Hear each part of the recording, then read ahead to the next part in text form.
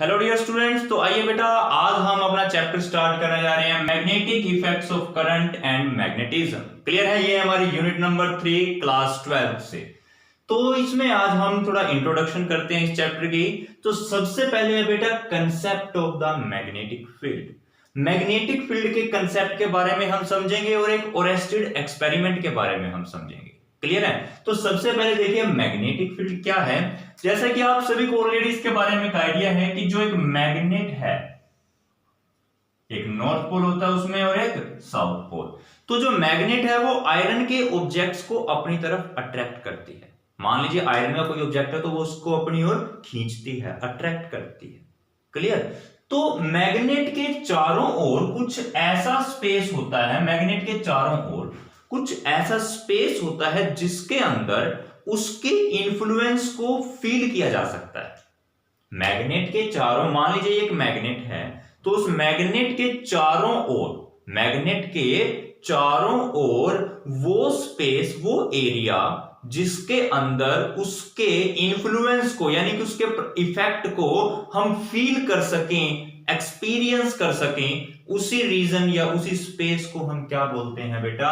Magnetic field. क्या बोला जाता है? Magnetic field. अब जैसे मान लीजिए ये है, यहां पर एक ऑब्जेक्ट रखा हुआ है आयरन का। क्लियर? तो ये क्या करे होगा, इसकी तरफ अट्रैक्ट होगा, होगा ना अट्रैक्ट। तो इसका मतलब क्या है, यहां पर क्या प्रेजेंट है? मैग्नेटिक फील्ड प्रेजेंट है। तो मैग्नेट के चारों ओर का वो स्पेस जिसके अंदर मैग्नेट के इफेक्ट को एक्सपीरियंस किया जा सके, फील किया जा सके, उसी को हम क्या बोलते हैं? Magnetic field. The space around a magnet, magnet के चारों ओर का वो स्पेस विद इन विच, जिसके अंदर it's influence can be experienced, इसके इफेक्ट को फील किया जा सके, एक्सपीरियंस किया जा सके, is called its magnetic field. Clear है बेटा? मैग्नेटिक फील्ड की एक डेफिनेशन आपको क्लियर हो चुकी है। अब यहां पर इस चैप्टर में एक बहुत ही इंपॉर्टेंट पॉइंट जो आपको समझना होगा वो ये है कि जब एक चार्ज पार्टिकल जैसे कि इलेक्ट्रॉन, कितना चार्ज, क्या चार्ज होता है उसमें? नेगेटिव चार्ज होता है। जब भी कोई भी एक चार्ज पार्टिकल मूव करता है ना, तो उसके मोशन की वजह से इसके चारों ओर मैग्नेटिक फील्ड डेवलप हो जाता है। ये क्या प्रोड्यूस कर देता है अपने चारों ओर? Magnetic field. जब भी कोई चार्ज पार्टिकल मूव करता है, मान लीजिए चार्ज पार्टिकल है वो मोशन में है, तो वो क्या करेगा? अपने चारों ओर मैग्नेटिक फील्ड प्रोड्यूस कर देता है। When a charged particle moves, charge particle ने मूव किया, then magnetic field is created around it, इसके चारों ओर क्या क्रिएट हो जाएगा बेटा? Magnetic field. क्लियर? ये पॉइंट आपको ध्यान रखना है। अच्छा, सेकंड पॉइंट यहां पर समझिए, magnetic field exert the force on the moving charge particle. मैंने आपको एक बात बोली कि मान लीजिए ये चार्ज पार्टिकल है जो कि मूव कर रहा है, तो अगर ये मूव करेगा तो इसके अराउंड क्या क्रिएट हो जाएगा? कुछ ना कुछ मैग्नेटिक फील्ड। ये मान लीजिए इसका मैग्नेटिक फील्ड है। क्लियर? तो अगर ये मूविंग चार्ज पार्टिकल किसी दूसरे मैग्नेटिक फील्ड के अंदर से गुजरता है तो वो मैग्नेटिक फील्ड इसके ऊपर फोर्स अप्लाई करेगा। क्या अप्लाई करेगा? फोर्स। अब ऐसा क्यों हुआ? देखिए, एक मैग्नेट को दूसरे मैग्नेट के पास लेकर आते हैं तो दोनों एक दूसरे पर फोर्स लगाती हैं। क्लियर? अब ऑलरेडी एक मैग्नेटिक फील्ड प्रेजेंट है, उसके अंदर से हमने एक चार्ज को मूव करवाया, तो चार्ज का भी तो अपना खुद का एक मैग्नेटिक फील्ड प्रोड्यूस हो जाएगा। जब दो मैग्नेटिक फील्ड आ गए तो वो एक दूसरे पर क्या करते हैं? फोर्स अप्लाई करते हैं। तो यही तो हमने कहा कि जब चार्ज पार्टिकल किसी मैग्नेटिक फील्ड में से गुजरता है, मूव करता है, तो वो मैग्नेटिक फील्ड इसके ऊपर फोर्स लगाएगा। क्यों लगाएगा? क्योंकि उसको खुद का मैग्नेटिक फील्ड है और ये अपना मैग्नेटिक फील्ड लेकर के उसमें से निकलेगा। तो दो मैग्नेटिक फील्ड जहां भी होते हैं वो एक दूसरे पर फोर्स लगाते हैं। क्लियर? तो ये सेकंड पॉइंट आपने नोट कर लेना, magnetic field exert the force on the moving charge particle.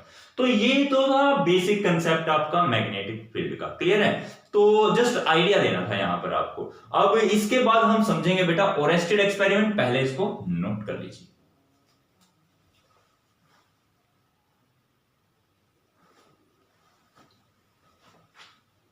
तो आइए बेटा अब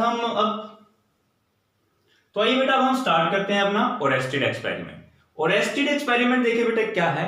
जो ओरेस्टेड नाम के साइंटिस्ट थे उन्होंने एक एक्सपेरिमेंट किया कि जब एक सर्किट में से उन्होंने करंट फ्लो करवाया, जैसे मान लीजिए एक सर्किट है उसमें एक वायर रखी है ए से बी, इसके में से करंट फ्लो करवाते हैं और इस वायर को रखते हैं in parallel to magnetic needle. Magnetic needle के पैरेलल एक वायर को रखा जाता है। क्लियर है। इधर वायर इसका नीडल का नॉर्थ पोल है और इस तरफ है बेटा साउथ पोल। तो क्या ऑब्जर्व किया, जब करंट की डायरेक्शन साउथ से नॉर्थ की तरफ होती है, when the current flow from south to the north direction, then the north pole deflect toward the west. इसका जो नॉर्थ पोल है वो वेस्ट की तरफ डिफ्लेक्ट हो जाता है। ये एक ऑब्जर्वेशन थी उसके एक्सपेरिमेंट की। देखिए दोबारा से, एक सर्किट लिया, उसमें से कुछ करंट फ्लो कर रहा है। पहले सर्किट में जो वायर है A B, it is parallel to the magnetic needle. Magnetic needle के पैरेलल है। ये मैग्नेट का नॉर्थ पोल इधर साउथ पोल था।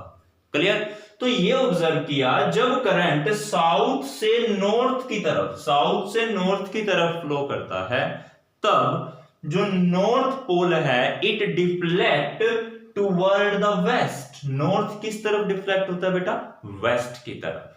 सिंपल सी एक ऑब्जर्वेशन थी। फिर उसने क्या किया, करंट की डायरेक्शन को रिवर्स कर दिया। यहां पे बैटरी की पोलैरिटी चेंज की, जिससे करंट बी से ए की तरफ आ रहा है, बी से ए यानी नॉर्थ से साउथ।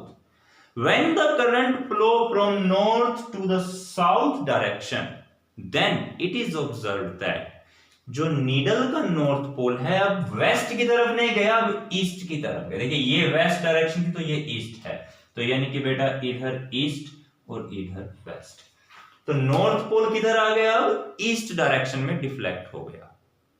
क्लियर। जब डायरेक्शन साउथ से नॉर्थ थी तो नॉर्थ पोल वेस्ट में गया, जब डायरेक्शन नॉर्थ से साउथ थी तो नॉर्थ पोल ईस्ट में गया, डिफ्लेक्ट हुआ। सिंपली। फिर नेक्स्ट क्या देखा, अगर करंट जीरो हो गया, मान लीजिए स्विच ऑफ कर दिया, there is no current in the circuit, तब क्या ऑब्जर्वेशन की, जब सर्किट में करंट ही नहीं फ्लो किया, then there is no deflection in the needle. तब नीडल में कोई भी डिफ्लेक्शन नहीं थी। डिफ्लेक्शन केवल कब आ रही है? जब करंट फ्लो करता है। और किस डायरेक्शन में आ रही है वो आपको यहां पे समझा दिया गया। क्लियर है बेटा। तो ये था ओरेस्टेड का एक्सपेरिमेंट।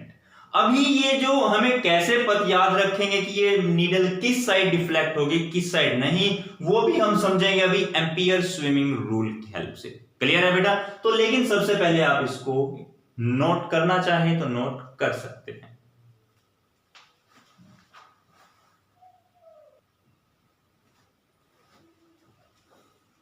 तो बेटा ये हम समझते हैं एम्पियर स्विमिंग रूल के बारे में।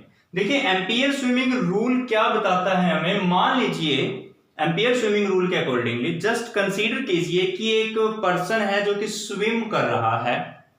ए पर्सन इज स्विमिंग, और कैसे स्विम कर रहा है? Along a wire. Person swim करता है अलोंग ए वायर, एक वायर के साथ। किस डायरेक्शन में? जिस डायरेक्शन में करंट फ्लो कर रहा है। ये भी इसी डायरेक्शन में जा रहा है, वायर का करंट भी इसी डायरेक्शन में जा रहा है। Suppose a man is swimming along a wire in the direction of the current. उसी डायरेक्शन में स्विम कर रहा है जिस डायरेक्शन में करंट जा रहा है। देन, और एक वायर, एक नीडल रखी गई है इसी के अलोंग। नॉर्थ पोल इसका इधर है, साउथ पोल इधर है। तो क्या होगा, जो नॉर्थ पोल है it will deflect toward his left hand. North pole हमेशा किस तरफ जाएगा बेटा? उसके लेफ्ट हैंड की तरफ जाएगा, और साउथ पोल उसके राइट हैंड की तरफ डिफ्लेक्ट होगा। This is the ampere swimming rule. अब दोबारा से समझिए, if a man is swimming along a wire, एक मैन है एक वायर के अलोंग स्विम कर रहा है, in the direction of the current, जो डायरेक्शन करंट की है उसी डायरेक्शन में वो स्विम कर रहा है। Then with his face toward the magnetic needle, इसका फेस नीडल की तरफ है। Then north pole of the needle, तब जो नीडल का बेटा ये नॉर्थ पोल है, it will deflect toward the left hand, ये वाला नॉर्थ पोल उसके लेफ्ट हैंड की तरफ डिफ्लेक्ट हो जाएगा। क्लियर है? So this is all about the ampere swimming rule. अगर बेटा आप इसको नोट करना चाहते हो तो वीडियो को पॉज करके नोट कर लीजिए।